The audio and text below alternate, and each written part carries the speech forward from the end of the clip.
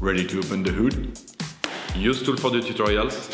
And for car parts, the right idea is the Mr. Auto app. Easy, fast, and with better prices than on the website.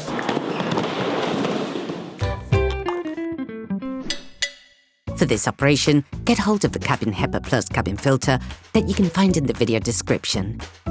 Turn the engine off and set the parking brake. The cabin filter is located on the passenger side under the glove compartment. Remove the lower dashboard casing. You should now be able to see the location of the cabin filter flange.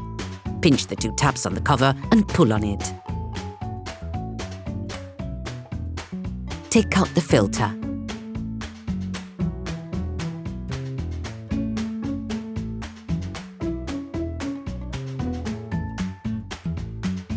Before putting the new filter in place, it is important to clean out any impurities or leaves stuck in the filter compartment.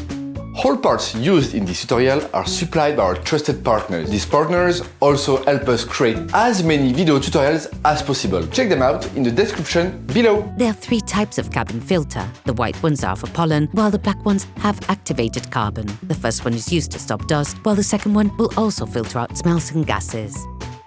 A new generation of filter has appeared on the market. Perflux has developed Cabin HEPA Plus cabin filters, which filter out virus-sized particles and are 50 times more protective than traditional cabin filters.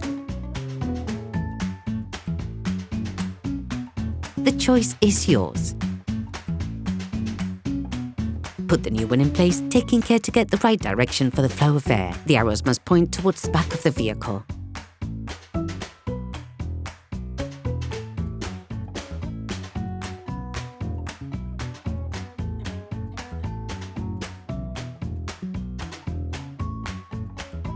You can then put the flange back.